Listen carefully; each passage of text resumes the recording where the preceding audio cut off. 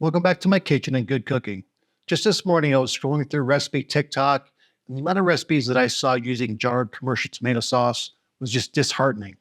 Now, I understand a lot of the point of these recipes is to be quick and easy. What if I told you that you can make your own tomato sauce using just 5 ingredients and it blew those other jarred brands out of the water? Store-bought tomato sauce may seem like a convenient option. When it comes to taste and freshness, there's no comparison to having homemade. Commercial sauces lack the vibrant depth of flavor that comes from simmering herbs and tomatoes. Many store-bought sauces are loaded with hidden sugars and sodium and preservatives and things that you can't even pronounce. And by making your own, you gain control of what goes in your recipe. Homemade sauce opens a world of customization as well. With a creamy tomato basil sauce or a spicy tomato sauce, the possibilities are endless.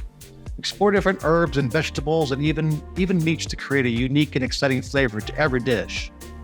Homemade sauces freeze really well, meaning you can cook once and save for the other recipes that you need. So let's jump into this recipe. If you say to yourself, really, that's it, then you owe me a like on the video. So to start this recipe, we're going to use San Marzano tomatoes. Now, San Marzano tomatoes come from Italy. They are grown in an area of Italy that is very dense in volcanic soil. And that volcanic soil gives the tomatoes just a great structure and a really balanced tomato flavor between sweetness, acidity, and just kind of that tomato unctuousness. You could use another kind of plum tomato if you don't want to spend the extra $1 per can for the San Marzanos. But what you'll be doing is probably cooking a little bit longer because the San Marzanos have less water content than, say, a California tomato. So they thicken up really nicely, and you don't have to cook them quite as long because you're cooking out less water. So let's get these rolling.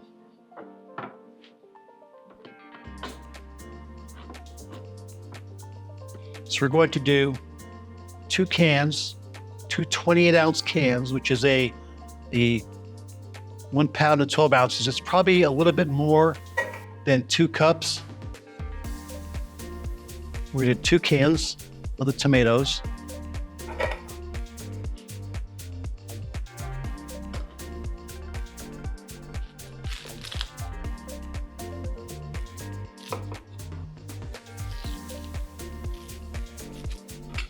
I'm going to peel 1 onion. We want that onion, you don't want to cut the core out of that onion. You want to leave that core in there so the onion stays together when we're going to add it to our tomatoes. I like to do a sprig of rosemary. I got about 2 sprigs here, that are about 4 inches each. We're going to do a 1/4 pound of butter.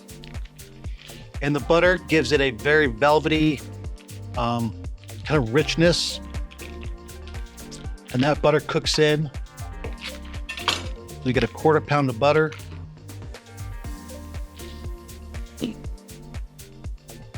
And about a teaspoon of salt. Now, for anybody asking, salt is an actual ingredient in cooking. It is not necessarily just for seasoning. You want to add salt through every step of the process while you're cooking, and that helps build flavor and start layering those flavors.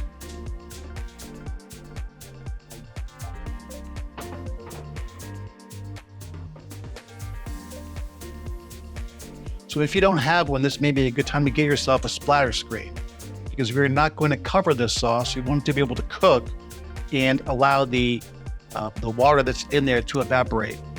So we're going to add the splatter screen to keep the bubbling from making a big mess all over the place. Once this comes to a simmer, we're going to cook it for 45 minutes, stirring every 10-15 minutes, making sure we break up some of those larger tomatoes. And that's pretty much it. We are done.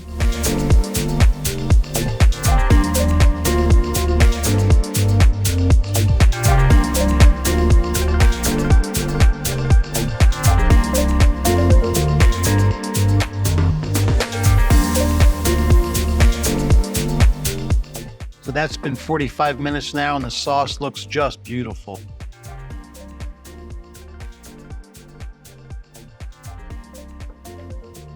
It smells even better. We're going to remove the onions now. This is why leaving that core on is important, because it makes it easier to pull these out.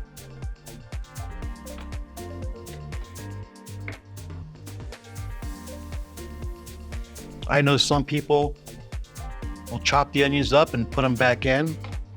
That's not me, but more power to you. And then I'm also going to fish real quick for the rosemary and pull the rosemary out. Just the stems. You may have a few of the fronds left in there, and that's fine. And it's just that simple. So now I'm going to add a little bit more salt. Give it a taste, make sure the seasoning's where I want it. It's nice and chunky the way I like it. If you want, you can go ahead and hit it with a little bit of a hand blender or a burr mixer if you want a little smoother sauce for yourself. But that is so good. So much better than anything you'll find in a jar in the store. So you saw how simple it was. Sat on the stove for 45 minutes. Just makes an amazing sauce. Thank you for watching. Hope you enjoyed the video. Hope you try the recipe. If you do, leave a comment down below. Let me know how it came out for you. If you have any questions, please hit me up in the comments. And thank you for watching. Have a great day and good cooking.